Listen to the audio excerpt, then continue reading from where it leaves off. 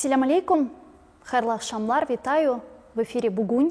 И я рада представить гостя, это Асан Исинаджиев, боец и медик полка Азов. Ассаляму алейкум. Ассаляму алейкум, Гусам. Ассаляму алейкум, Джамат. Мы так тебя ждали. Как ты?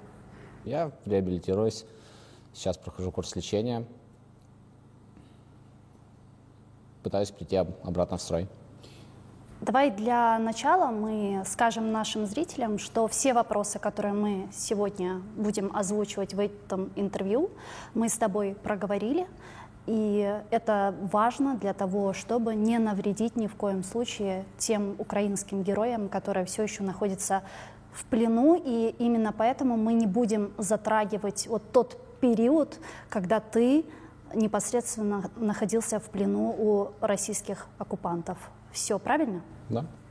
Еще давай скажем нашим зрителям, что мы с тобой знакомы давно. Мы с тобой знакомы с 2015 года, с гражданской блокады Крыма. Также мы с тобой не раз выходили в прямые эфиры. И непосредственно, когда ты уже находился в Азовстале, посредством АТР ты обращался к президенту Турецкой Республики Реджепу Таипу Эрдогану для осуществления операции «Экстракшн» и вашего освобождения, а также гражданских, которые находились вместе с вами. Сегодня не помню, какой день войны, люди умирают, кто-то от пуль, от голода, раненые умирают в агонии от недостатка медикаментов и ужасных условий. У нас нет времени, я не знаю, есть ли у меня завтра. Я крымский татарин, потомок гиреев, мусульманин. До вторжения получил медицинское образование. Сейчас оказываю медицинскую помощь раненым на Азовстале. До войны я никогда не видел смерти. Работал на скорой помощи, всегда, чем мог, помогал людям. Но тут мне больно смотреть, когда люди умирают на руках просто из-за недостатка антибиотиков. В 2022 году от гнойных ран. Нас постоянно обстреливают с воздуха, моря и земли. Умоляю вас произвести процедуру вывода всех людей, в том числе и военных, с территории Азовстали. Остановите этот кошмар. Всего в 263 километрах от вас через море уничтожали людей, которые всего лишь защищают свою землю, женщин и детей. Мы ни на кого не нападали. Вы сами знаете на примере своей истории, как оно, когда твою землю хотят забрать, а людей убить. Турция и Украина всегда поддерживали тесные отношения и друг друга поддерживали.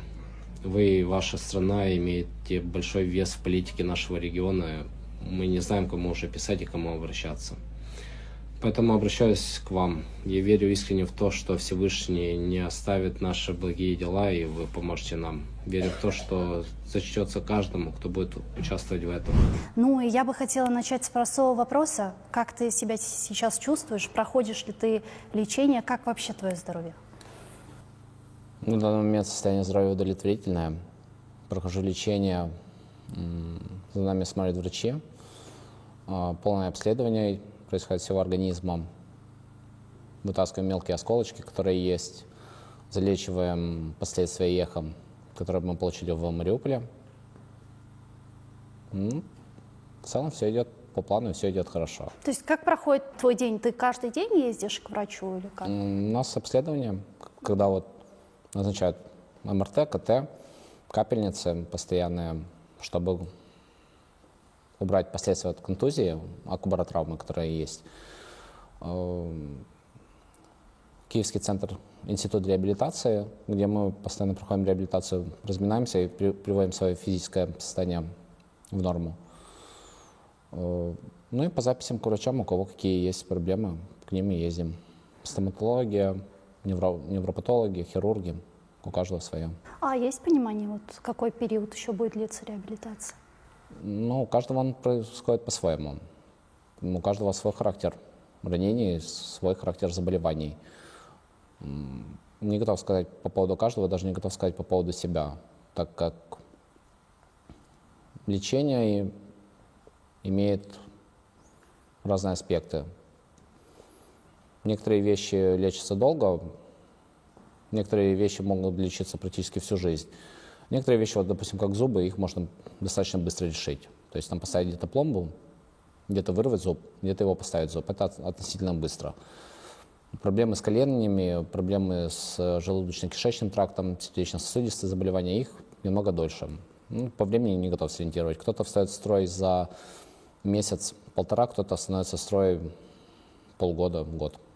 А расскажи вот о себе. Нас сейчас смотрит наш народ, крымстарский народ, который находится в оккупации. И когда ты находился в плену, находился в Азовстале, мы очень сильно за тебя переживали.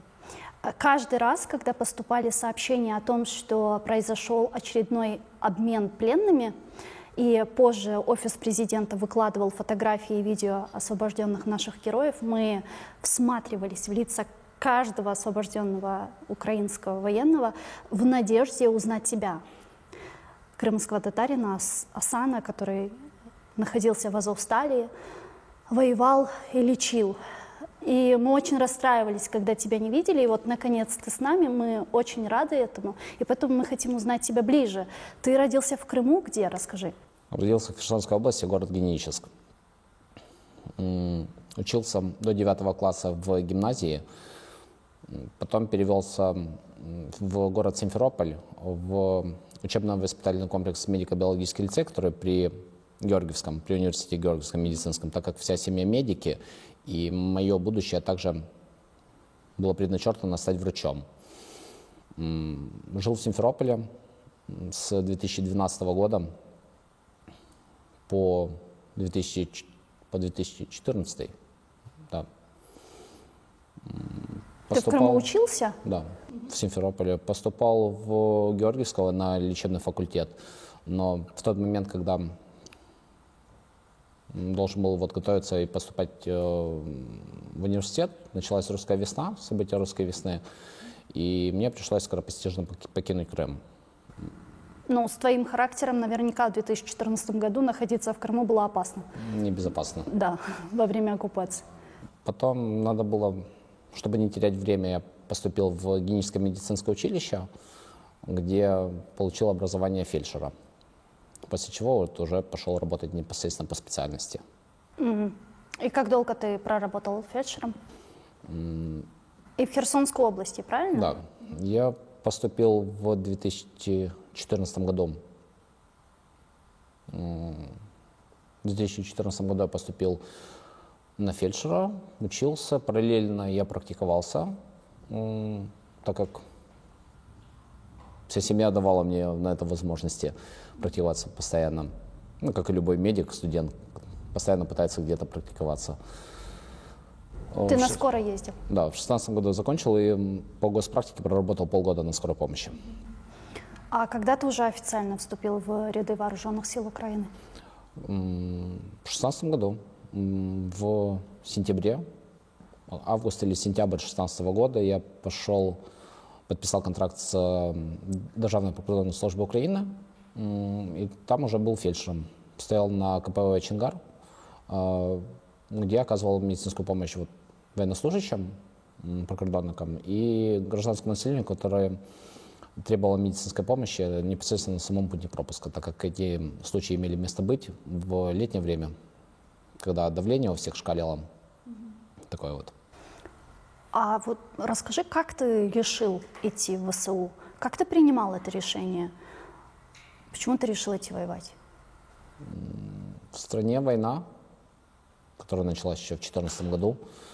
Гибли люди, как мирное население, так и непосредственно парни, которые пошли воевать. Ряд людей можно спасти, и я хотел быть нужным, спасать жизни, спасать людей. Для этого, в принципе, я и учился. Решение было просто. В стране война, парни умирают. Надо им помогать, надо им спасать. Пошел служить. Все просто. Кровь играла. Дальше, после КПВ «Чонгар», первый твой бой был где? Когда я поступил на службу в Державную прикордонную службу Украины, я написал рапорт на перевод в зону АТО. На тот момент была антитеррористическая операция. Меня через короткое время привели в Краматорский пограничный отряд, где поставили фельдшером в противотанковую заставу. В составе противотанковой заставы мы поехали на пункт пропуска Майорск охранять КПВ. Ну, у данного подразделения есть своя задача, и нам дали участок первой линии, где, собственно говоря, и был принят первый бой. Как первый бой, это перестрелка была с минометами, со ствольной артиллерией и стрелковкой. Ну, первый бой я, грубо говоря, принял там. Позже меня перекинули, ну, подразделение наше перенесли на Маринку, вблизи населенного пункта Александровка. Это под Донецком, Александровский район, Петровский район, извиняюсь. Где также перестреливались. Ну и там непосредственно были уже и раненые, и гражданское население было ранено вследствие обстрелов. И там уже боевые травмы первые, которые я оказывал помощь, была на Маринке. Там, когда мирное население посекло осколками. А в Мариуполе ты был до широкомасштабного вторжения? Да, в 2018 году меня перевели в отряд морской охраны, 23-й загін морской охраны Державної прикордонної служби України, где я служил до 2018 года. Потом контракт закончился, и парни с Азова подошли и сказали: давай пойдешь к нам, у нас веселее. А ты что?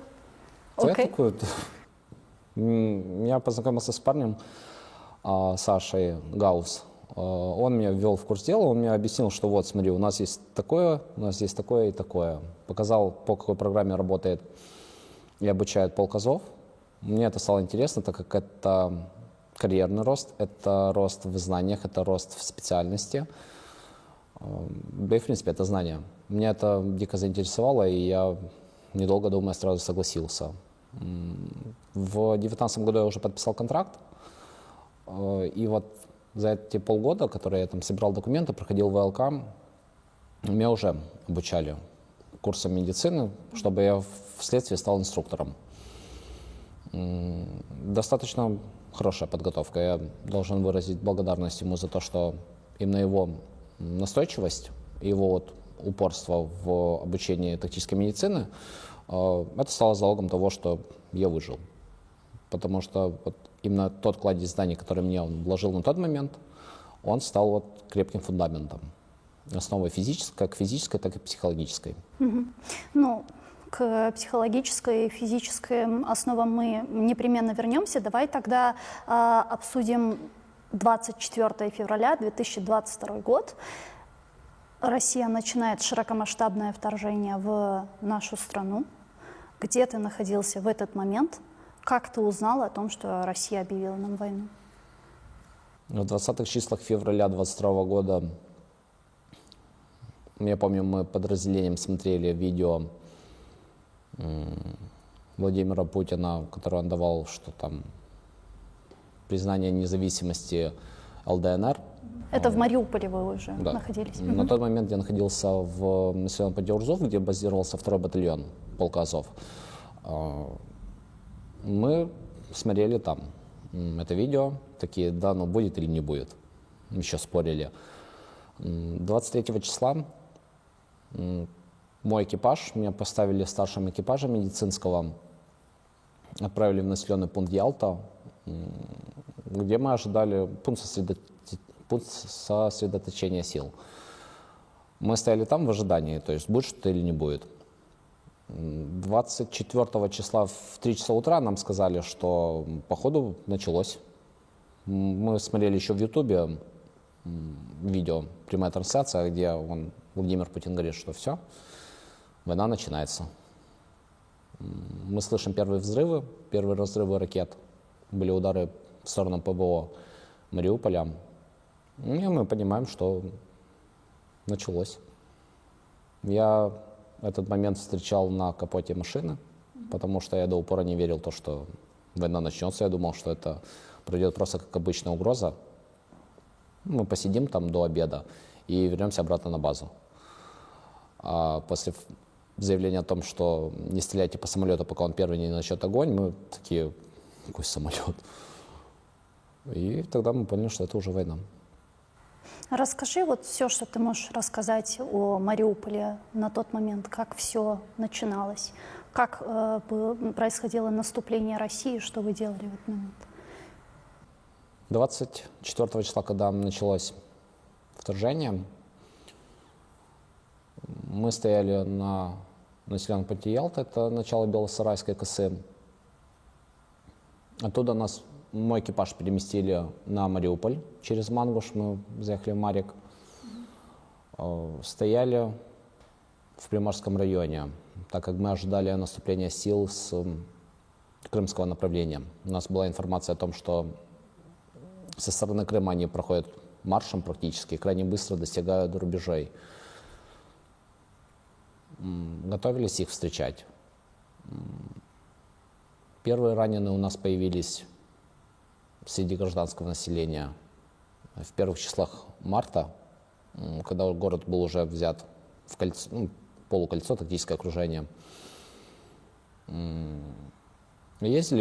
Сначала мы возили гражданских раненых в городские больницы. Потом, когда противник уже непосредственно поступил к городу, когда они уже прошли Мангуш и выставили свою артиллерию, начались бои. Возили до момента, пока не разбомбили госпиталь, который находился на Нептуне. Мы возили сначала туда раненых, если мы говорим про военных. Разбомбили госпиталь на Нептуне, мы начали их возить на территорию Азовстали, куда весь медицинский персонал был вывезен. По поводу города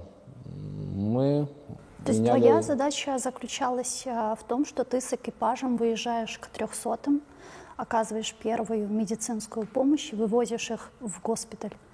Если образуется раненый в красной зоне на нуле, его побратимы его вытаскивают в так называемую желтую зону, зону условного прикрытия. Там бойцы уже оказывают первую домедицинскую помощь, и мы назначаем точку встречи, куда подъедет медэвак, уже непосредственно я с ребятами, куда мы подъезжаем, перехватываем раненого, он уже с первой домедицинской помощью. У нас все бойцы обладают знаниями. В машине начинается первичная стабилизация. Что можно сделать, то мы и делаем, и везем до госпиталя. В госпитале уже мы привозим, там перекладываем. Если нужна какая-то помощь непосредственно в самом госпитале, я бывало время оставался, так как был обстрел, и надо помощь, что-то делали. А так стабилизация в экипаже. А что чувствует человек, когда он оказывается в кольце, когда со всех сторон наступает враг? Потому что я так понимаю, что в Мариуполе понятия «тыл» не было.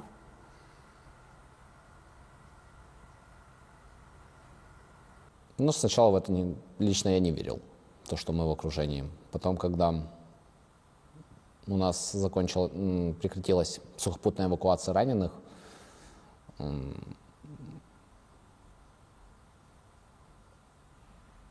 страха не знаю. Страх был, но скорее не страх. Скорее легкая растерянность, потому что раненые накапливаются и накапливаются. А замены, либо их вывоз, такого нету. Да и постепенно приходит понимание того, что медикаменты заканчиваются, и когда-то они закончатся. Боеприпасы когда-то они закончатся. Надежда скорее больше просыпалась в тот момент, но понимание того, что все, мы в кольце, такого нет. Потому что с первых дней мы понимали, что да ладно, нас спасут, мы прорвем кольцо. Не было такого, что там страх какой-то сильный. Страх присутствовал, но не доминировал. А гражданское население как реагировало на все процессы? Были ли у вас возможности общаться с мариупольцами? Что они говорили? До 15 апреля полк и другие подразделения стояли на правом берегу и на левом берегу. Гражданские постоянно к нам приходили, они с нашей стороны искали защиты. Вот, к примеру, когда мы стояли, медицинское подразделение, когда на момент обороны стояли мы в 3057, к нам привозили гражданские к нам привозили раненых своих. То есть, если был какой-то обстрел, они, как правило, равняли квартал за кварталом, где они не могли пройти, они этот квартал просто слаживали. С танков, с авиации, со всего. И гражданских привозили. Они не везли их к противнику нашему. Они все ехали к нам. Как сейчас помню девочку одну, имя ее, если не ошибаюсь, Диана. Они проходили через 2 квартала, чтобы прийти к нам на территорию воинской части на 3057, чтобы вытащить ей осколок с головы. Мы зашивали, и она еще, помню, говорила, что вот, я там стану некрасивая. Почему? За что? Я ее, помню, еще успокаивал, что интересна, кстати, ее судьба. К нам мы шли. Маленькая девочка была? 14-16 лет. 14-16 лет, осколочное ранение мягких тканей. Но осколок тогда не зашел, и, черепная коробка целая. По кости по-любому оно как задело, но это такое. 14-16 лет. Они через 2 квартала к нам пошли за медицинской помощью, не к ним. Потом они находились в упоре возле армии РФ. Но все равно пошли к нам. То есть это показатель того, кому население более доверяло, на мой взгляд. Да, это, кстати, был мой следующий вопрос, потому что я не раз слышала о том, что, в том числе от военных, которые говорили, что какая-то часть населения Мариуполя, она была пророссийская, какая-то проукраинская. Ты что-то подобное ощущал? В Мариуполе я находился чуть более 3 лет, и за все это время могу сказать, что 90%, более 90% населения, оно проукраинское. 10%, скорее всего, это будут люди, которые старшего возраста, которые выросли в Советском Союзе, либо просто у них были промыты мозги, и они были податливы пропаганде, которая навеивает Российская Федерация. Но ярых пророссийских взглядов я никогда не видел. Я видел нейтральное отношение к войне, к Российской Федерации, к Украине, но чаще всего я видел проукраинское. По крайней мере, население возрастом до 35 лет, оно в большем своем числе проукраинское. Пророссийского я толком там его не встречал. Россия буквально за 2-3 месяца практически уничтожила Мариуполь своими бомбардировками. И публиковались данные местного морга, если я не ошибаюсь, там цифра варьировалась от 75 до 80 тысяч жертв среди мирного населения. Как ты думаешь, эта цифра, это правда или все-таки больше жертв в Мариуполе? Количество жертв от Второй мировой войны до сих пор неизвестно. В Мариуполе у них был полевой крематорий, который находился, если не ошибаюсь, в районе Старого Крыма. Количество жертв, я думаю, более. По городу, когда мы передвигались, практически в каждом дворике было кладбище, практически в каждом. Когда машина заезжает во дворик, чтобы встретить раненого, я выбегал и крайне часто, практически постоянно видел, что просто обычные кресты на детской площадке с надписью «Тут похоронен». Мертвого гражданского населения было крайне много. Крайне много. Здания... Они складывали здания, в подвалах которых находились мирное население. Тот же самый драмтеатр. Там было крайне много людей в обычных этажках. Я знаю некоторые бункера, в которых было более 100 людей. Мы возили им продовольствие, мы им возили медикаменты в самом начале войны. Это когда еще доступ к Мариуполю был открыт, и вы могли получить? Нет, это уже когда мы были в Кольце. Ага. И через какое-то время, я помню, приезжаю на ту точку, а здание уже сложено. И судьба этих людей неизвестна.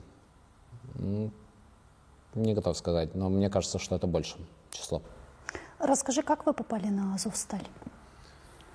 Лично я попал на территорию завода в первых числах апреля во время эвакуации. У нас было 4 раненых. Мы экипажем выехали с центра города на территорию завода, где попали в засаду на мосту.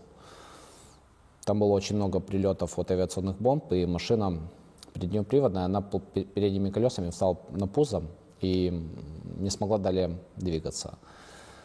Мы выбежали вместе с водителем, на тот момент у меня водителем был «Тайфун», взяли одного лежачего раненого, 3 других раненых, они были ходячие, и мы побежали под минометным огнем на территорию завода.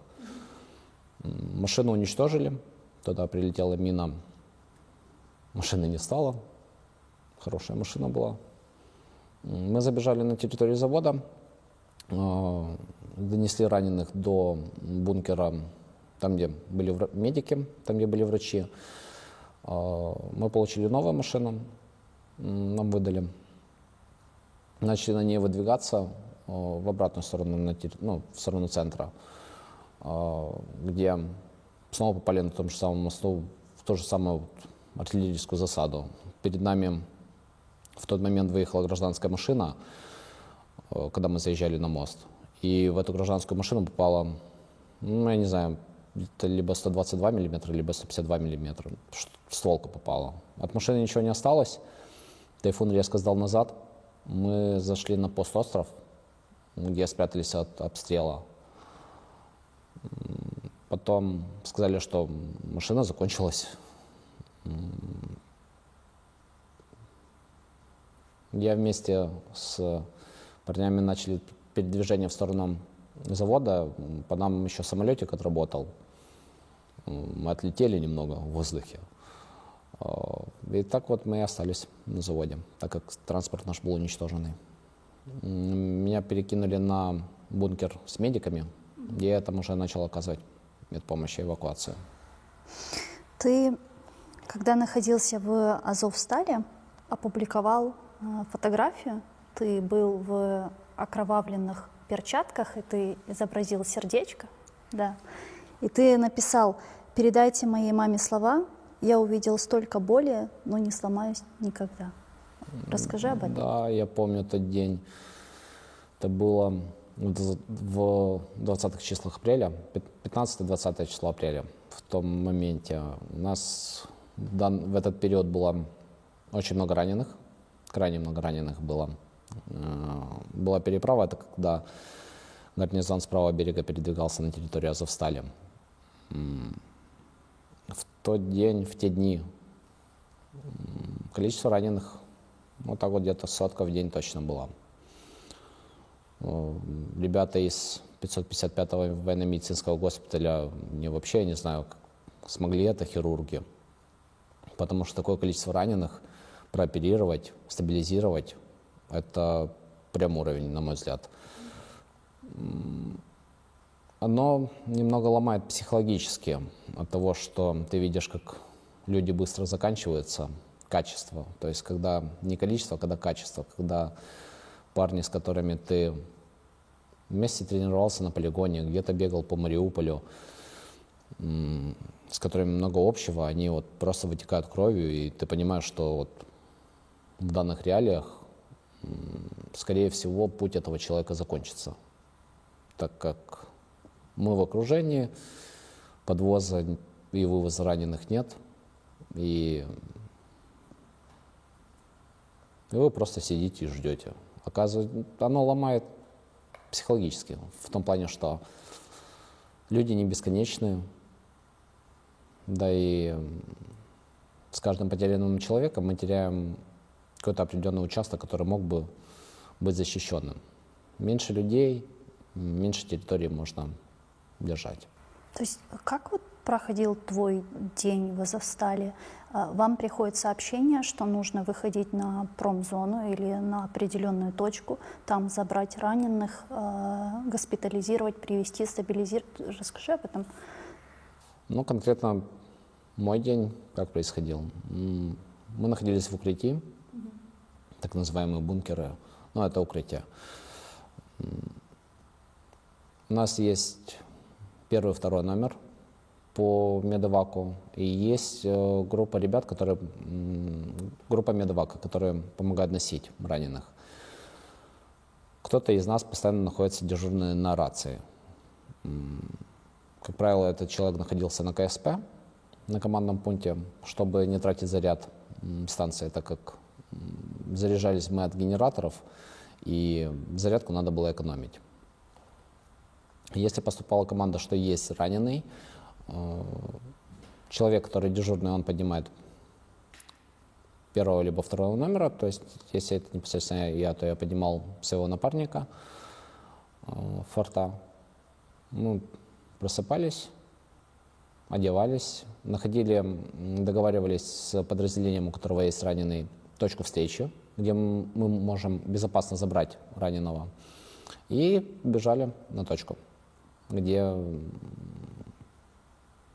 получается, выбегали из самого бункера, по укрытиям доходили до условно безопасного места. Там безопасных мест, конечно, не было. Заходили в какой-то туннель, оказывали стабилизацию, и оттуда уже начинали нести на бункер. То есть с одной точки место встречи, и с места встречи еще на бункер, на железяку, это госпиталь. А с железяки уже непосредственно обратно к себе в укрытие, обратно в дежурный режим. А как вы лечили людей и чем вы лечили людей? Это же...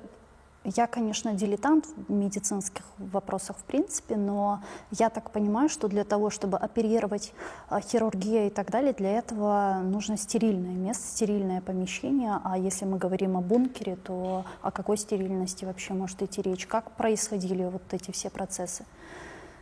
В Мариуполе за время Мариупольской кампании понятие стерильности немного отошло в сторону. На тот момент в стране все были заинтересованы коронавирусом, и благо было очень много закуплено АХД.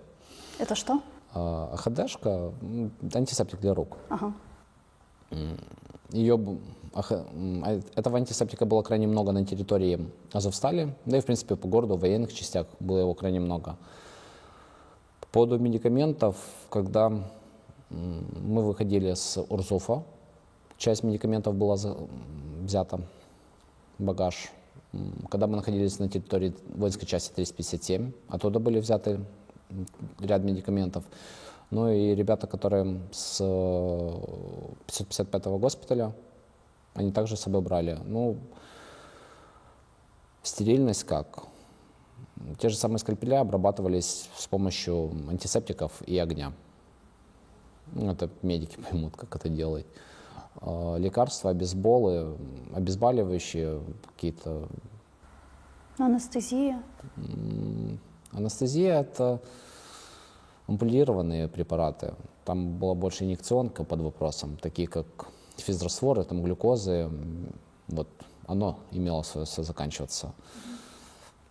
Первое время курсы лечения были расписаны как полагается, а потом уже оно все уходило по приоритетам. Как распределялись приоритеты? Есть два раненых, условно. Один красный, второй желтый. Если человека... Вот два человека, одному очень больно, а второму прям очень-очень больно. Если дать первому человеку обезболивающее, то у него боль пропадет, но у второго крайняя боль сохранится. Вот тут моральный уже выбор, кому давать обезболивающее. Как правило, выравнивали. То есть, чтобы снизить крайне сильную боль, так как это крики, это дискомфорт, этот человек не может уснуть, то давали им. По поводу анестезиологии, сохранялась она только для операций. Под конец уже ряд операций, вот в последние дни, было практически без анестезии. То есть, если ампутация конечности, то в крайние дни, я помню, была ампутация кисти у одного парня, то ему это делали практически под местной анестезией, потому что полного не было наркоза уже.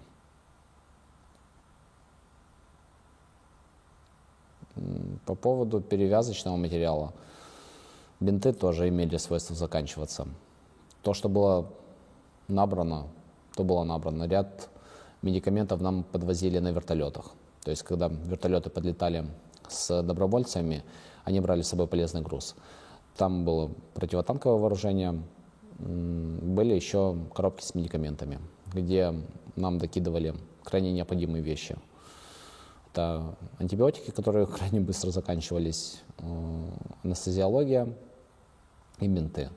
Когда бинты закончились, пошли в ход ветоши, тряпки, которые просто были прокипяченные в кипятке, либо выстираны с помощью того же самого ХД.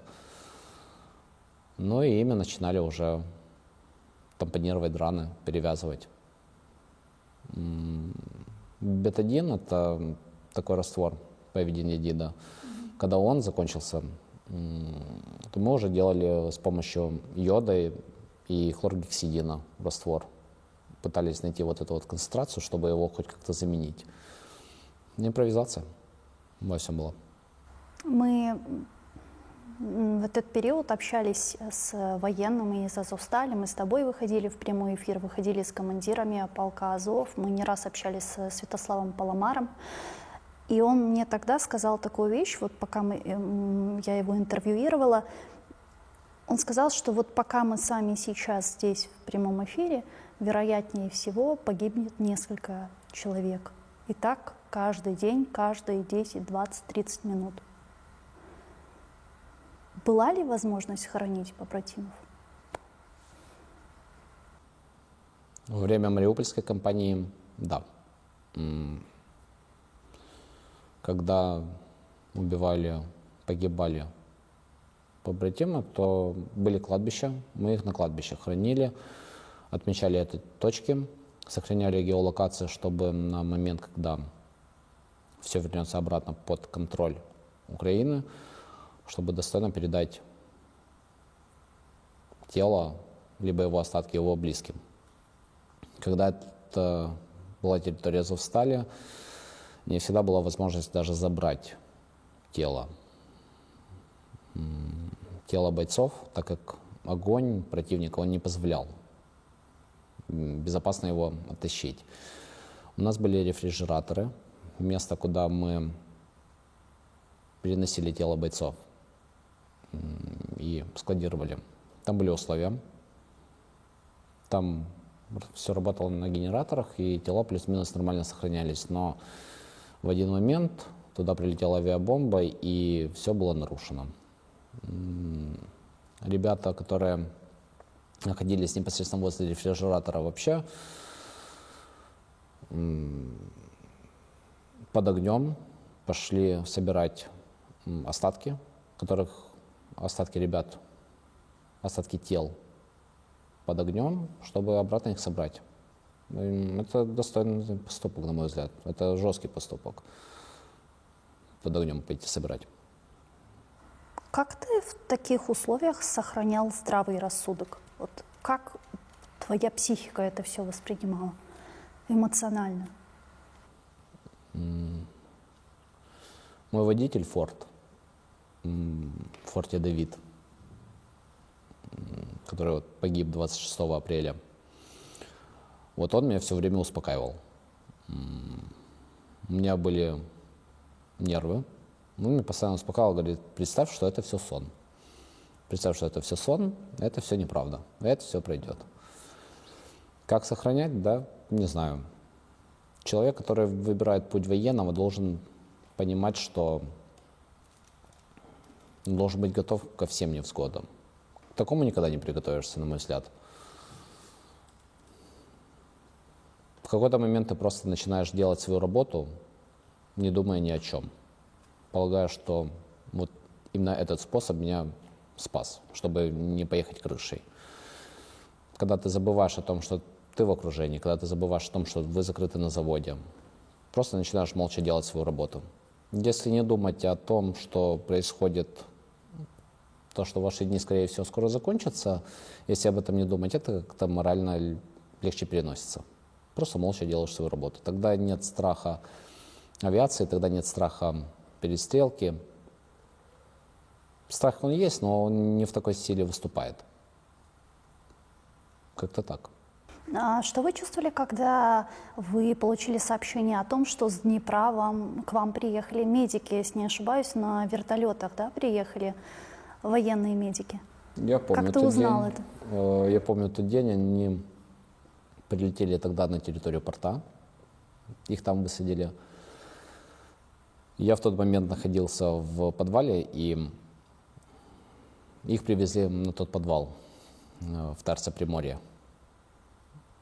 Я увидел их, когда они зашли выпить кофе.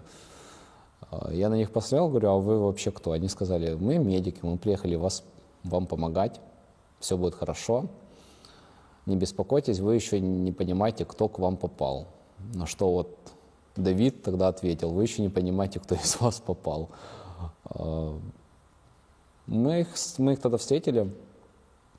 В тот момент прилетело 2 хирурга.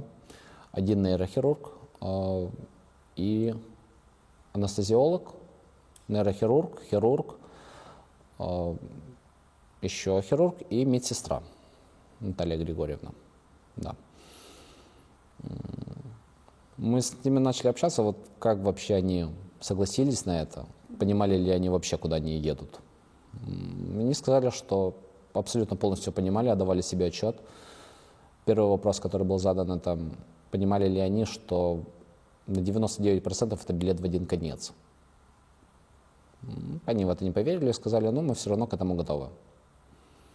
В первый же день, когда они приехали, нас обстреляла ствольная артиллерия и нас обстрелял танк. Они немного растерялись, мы сказали, welcome to Мариуполь. На второй день мы их переправили уже непосредственно на их точку дислокации, куда было запланировано на бункер, там где были другие медики, на Железяку. Через 2 недели я их встретил и попытался у них узнать, как ощущения. Они в шоке были. А как часто ты думал о том, что все, это конец? Практически каждый день, если честно. Практически каждый день, потому что авиация — это страшная вещь. То, чему мы не могли противостоять, мы понимали, что вот в любой момент прилетит самолетик, скинет бомбу и либо разорвет, либо засыпет. И с этим тяжело принять это, но понимание того приходило постоянно, что какой-то день это все-таки случится, в какой-то момент. Либо стволка отработает, либо самолет прилетит, либо ракета ударит, либо снайпер, либо ДРГ, засада. Понимание этого было вот в Мариуполе, когда стоял на правом берегу. Это понимание вот было постоянно. В Азовстале оно еще чаще, чем постоянно было, потому что находишься в укрытии, над тобой находятся 2 этажа. Мы находились либо на -2, либо на -1 этаже. Ковровая бомбардировка, либо просто авиация, и засыпет. Если не сразу засыпет, то просто те завалы будет невозможно разобрать, и от банального того, что кислород закончится, и умрешь. Хотелось, странно, конечно, звучит, но хотелось, чтобы, вот если бомба будет, то чтобы сразу. Такой случай имел место быть. В один момент медицинский бункер был пробит. Они долго пытались попасть именно в бункер, сам медицинский госпиталь. В нас попала противобункерная бомба, которая пробила 3 этажа сверху. Была надстройка, она сложилась. Образовалась груда обломков с 3 этажей и плюс еще 2 этажа вниз. Тонник. Бомба пробила этажи. Она упала тогда на раненых. 3 раненых тогда скончались. Их засыпало. Других раненых мы стабилизировали. У нас находились там либо желтые, либо красные. Но благодаря хирургам с 555-го их было стабилизировано. Впечатление от этого максимально интересное. Просто вот так вот стоишь и смотришь, там тонник. Просто бомба. Ты понимаешь, что если она вот детонирует, там всех аннигилирует. Ну, это тонна. Такие веселые ощущения. Ну и в тот момент, вот, когда бегаешь туда-сюда, и ты видишь, что если прилетит какая-то мина в эту дырку, куда пробила бомба, то по цепной реакции все умрем. К этому, снова же, к этому невозможно подготовиться, но понимание этого было всегда. Мы каждый день в прямых эфирах, вся Украина и весь мир наблюдали за тем, как вы героически защищаете Мариуполь и противостоите российскому оккупанту. Вот хотелось бы от тебя услышать какие-то героические подвиги украинских военных, если тебе такие запомнились. Их много. Их много. Каждого не перечислить. Дерек. Парень из 3-й роты 2-го батальона. Они стояли на Приморском районе, и вместе со своим напарником они отбивали нападение целого БТГРа. Вот 2 человека. Крупное нападение с использованием пехоты, где было минимум 1 рота пехоты, где техника, это БТР и БМП. Они в течение почти суток принимали бой в 2 человека. И они выстояли. Он получил окубаротравму и осколочные ранения в области головы. Мы в тот день его отвезли на территорию 2-й городской больницы, которая находилась возле Порт-Сити, Мариуполя. И оставили его там, врачам, так как именно в этой больнице находились нейрохирурги гражданские, которые вот были специалистами вот в этой области. В какой-то момент 2-ю больницу окружили, и он, будучи раненым с травмой головы, просто переоделся в гражданскую одежду и пробил 2 кольца окружения просто с кирпичом. Он просто вышел,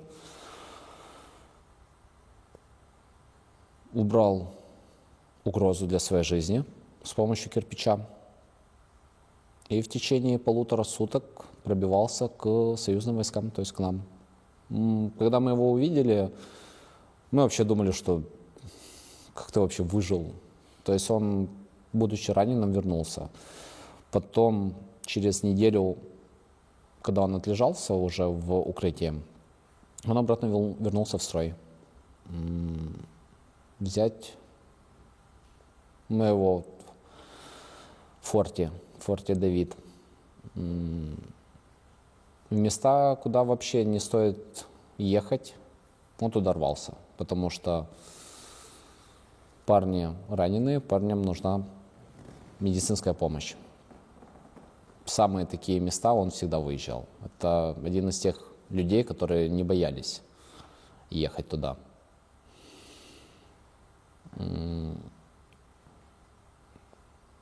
Взять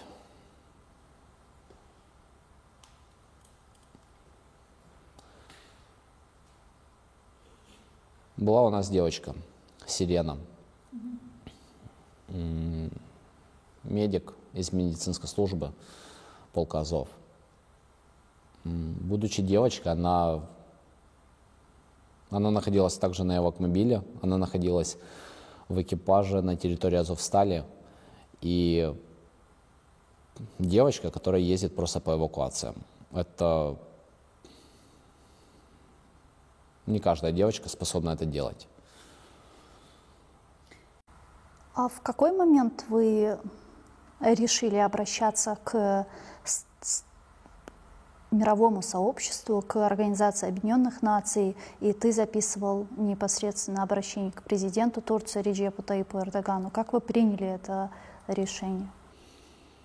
Это было во 2-й половине апреля, ближе к маю, когда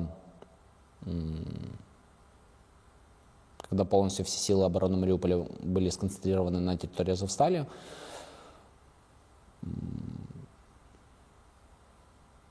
Я помню, туда пришел на командный центр, на командный пункт, где встретил друга Редиса, друга Таура, друга Колыну. Мы сидели на курилке, и я где-то прочитал, что в ленте Инстаграма, что есть такая процедура, как экстракшн. Первый вопрос мой был, а такое вообще было в истории или нет? Дюнкерк. Да. Мне навели этот пример, что это вот было в Дюнкерке. И я так, помню, смотрю, говорю, да давайте рискнем. Все равно либо мы умрем, либо мы это сделаем. И в 5 числах мая, после дня рождения полка, я подошел к Оресту и другу Колыне, спросил, можно ли записать видео обращение к Реджепу Тайипу Эрдогану. Они говорят, да, почему бы и нет. Ты обращался как крымский татарин. Да. Мне так и сказали, вот, тем более, что твоих кровей человек. Было, как всесторонне поддержали это решение. На моей странице на тот момент уже было какое-то количество подписчиков в Инстаграме, которые вот после этого сердечко. Его, я помню, расфорсили по пабликам, и для меня это вообще стало новостью, потому что я вообще не рассчитывал, что оно куда-то там прорвется в массы, то, что я стану медийной личностью. Я никогда этого не стремился к этому. Выложили видео, записали его. Я пытался расчесаться, чтобы выглядеть красиво, так как понимал, что в какой-то момент все равно по этим репостам, благодаря людям, что в какой-то момент все-таки это попадет. И в какой-то момент он все-таки когда-то это увидит. Но я не ожидал того, что он увидит это буквально в тот же день или на следующий день. Но вот в первые дни то, что он это увидит, я этого вообще не ожидал. Но оно было как, ну или умрем, или спасемся. Ты рассчитывал на помощь? Что вас удастся вытащить и будет пробит зеленый коридор? Был такой парень, Александр Гряник, позывной Грянстер. Он мне постоянно говорил, что я верю в чудо, но не верю в счастливый конец. А я ему всегда говорил, что нужно верить в чудо и нужно верить в счастливый конец. После того, что мы пережили, не может быть такого, чтобы это все вот так вот просто закончилось. Чудо обязательно случится. На территории Азовстали не было, по крайней мере, я не встречал атеистов. Все молились, все верили, что вот скоро это все закончится.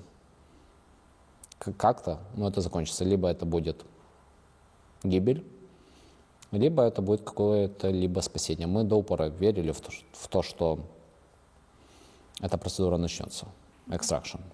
Мы до упора в это верили и до упора в это надеялись. А ты допускал вариант плена? Я на это откладывал крайне мало шансов.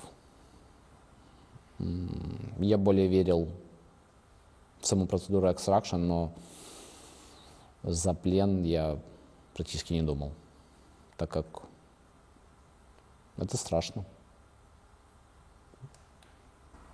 А как ты узнала о том, что ваше освобождение будет через плен? Нам поступила команда, что наступает режим прекращения огня. Друг Редис добился на переговорах определенных результатов, и что наше спасение будет вот именно через определенные договоренности, что мы выживем. То вот благодаря ему все живы. Да, вот кто-то где-то находится, кого-то уже обменяли, кто-то находится в плену, но мы живы, и мы благодарны нашему командиру. Он нас спас. В принципе, сама мариупольская кампания мы бы долго не протянули, если бы не наше командование. Если бы не командование друга Редиса, если не командование его замов, которые вот их решения, их опыт, их знания Вот мы живы благодаря этому. И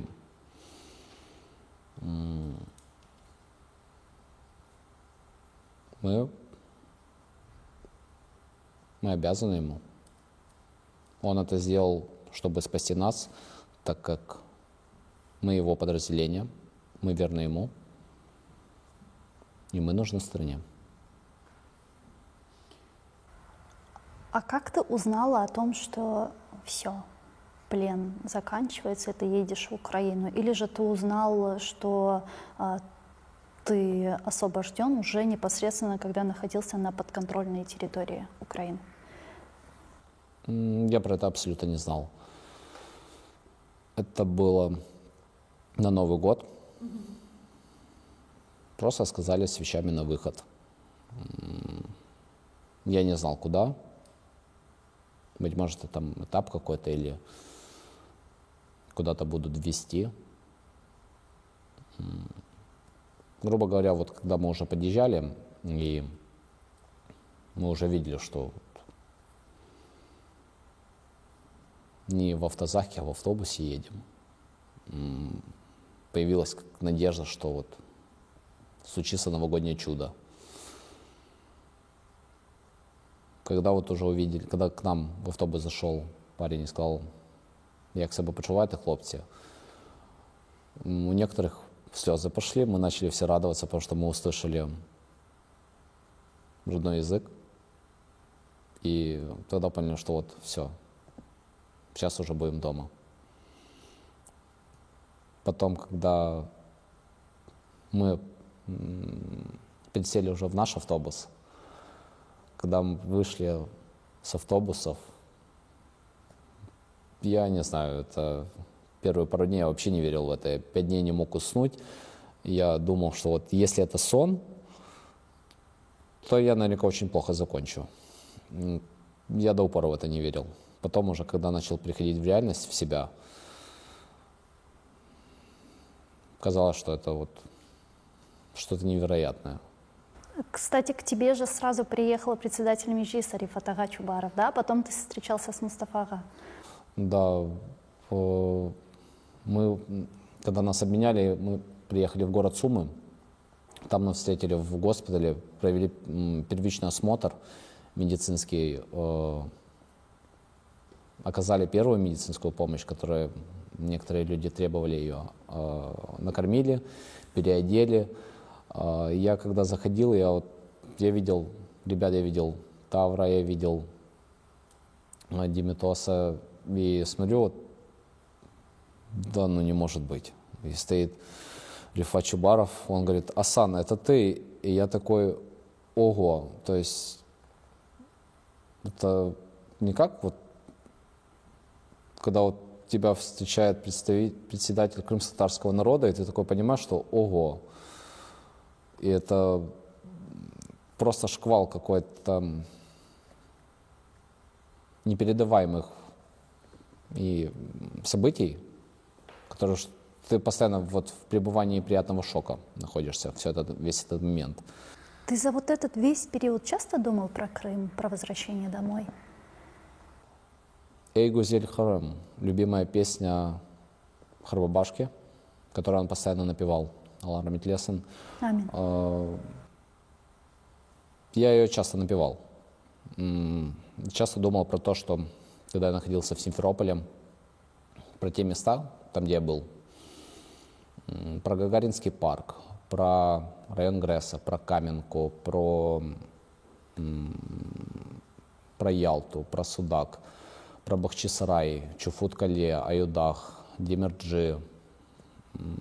Я постоянно вот думал, что вот как бы мне хотелось обратно туда вернуться, так как это родина моих предков, это моя родина. На территории Азовстали я хотел просто хотя бы на момент туда вернуться, чтобы увидеть перед смертью. Вот Лилия Буджурова, у нее есть стих про некупленный билет. Там, где мать хочет увидеть родину в самый последний момент, либо чтобы привезли ей хотя бы кусочек родной земли. Вот на тот момент я крайне сильно проникся этим стихом. Я начал его понимать уже с другой стороны. Хотелось вернуться. Хотя бы вот на момент увидеть родных и знакомых мне людей перед тем, как, возможно, это все закончится крайне печально. Безусловно, постоянно думал.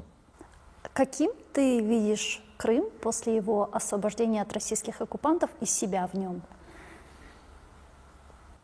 Свободным, украинским, ну это естественно, процветающим.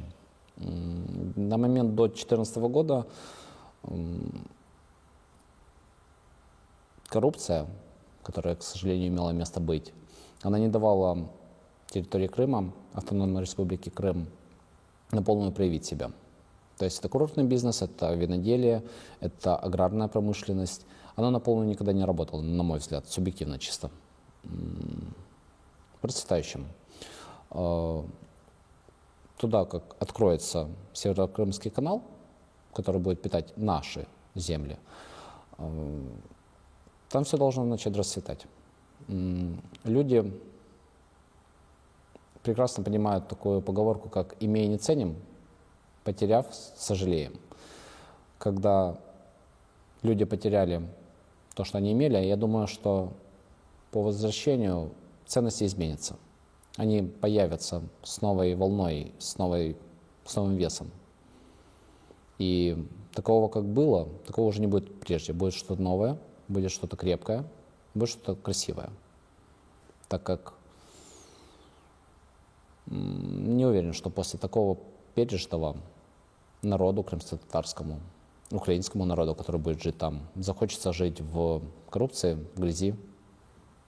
Я думаю, все захотят что-то построить свое, как обустроить его как свой родной дом, где будет все красиво, уютно, тихо и спокойно, без всяких войн, без всяких междоусобиц. Там будет все прекрасно. Я уверен в этом. А как ты планируешь обустроить свою жизнь? Ты планируешь продолжать развиваться в военном деле или, возможно, в медицине? Или, может быть, ты не думал еще об этом? По окончанию войны я уволюсь, так как на момент войны долгом мужчины является защита его родины,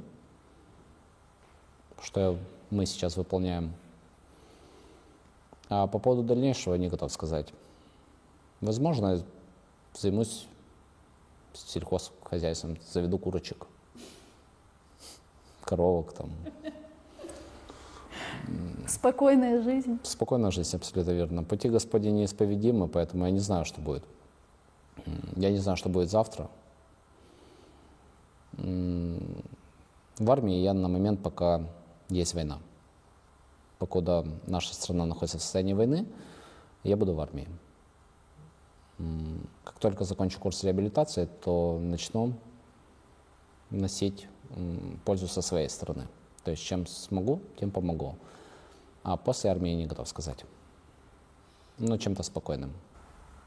Ну, если говорить про сейчас, ты общаешься с психологами? И какая вот она, твоя жизнь после плена? С какими сложностями сегодня ты сталкиваешься? С психологами мы работаем. Сложности субъективно я их толком не встречаю. Если не брать во внимание неврологические проблемы, головные боли, это единственное, чего у меня болит голова, когда слишком много сирен, этих воздушных атак, воздушных угроз. Вот все, что меня это раздражает. Так, социализация — вещь интересная. К ней нужно привыкнуть, потому что еще с момента Азовстали пропало чувство, что когда вокруг тебя очень много людей находится. Сейчас просто привыкаю к этому, да и все. Это как жизнь чистого листа. Когда привыкаю ко всему по-новому. Ты изменился после Мариуполя? Как ты чувствуешь? Думаю, да. Думаю, тот человек, который был прежде, я думаю, он остался там, в Мариуполе. Сейчас, я думаю, на мой взгляд, абсолютно другой человек. Абсолютно другие ценности. Переродился, можно сказать. Но оттуда тем человеком, которым я был прежде, нет, не вернулся. И последнее, я на протяжении всего этого интервью не раз говорила о том, что мы тебя очень ждали, и я повторю еще раз, мы действительно тебя всем народом, всей Украиной очень ждали. Вешим дабызны ватанымызда хрым-татар халқымыз беклей, сені дінлей. Наш народ сейчас слушает тебя, и, возможно, ты бы хотела им что-то сказать. Первое, что хочется сказать, это чок салнус джемат. Велике дякую вам за те, що ви тримались, за те, що ви тримаєтесь, за те, що ви вірите в нас, в Збройні Сили України, в Національну гвардію України, в Державну прикордонну службу України, в Національну поліцію України та увесь український народ. Величезно дякую вам. Ми живі завдяки вам, завдяки вашій підтримці. Ми маємо бути єдині, бо в єдності наша сила. Якщо ми будемо ворожувати один з одним, це ні до чого не доведе. Наш ворог намагається це зробити і розборонити нас. Ми маємо бути єдині. Ми сильні, ми єдині. Слава Україні! Героям слава! Чок сау, Олесан! Слава Україні!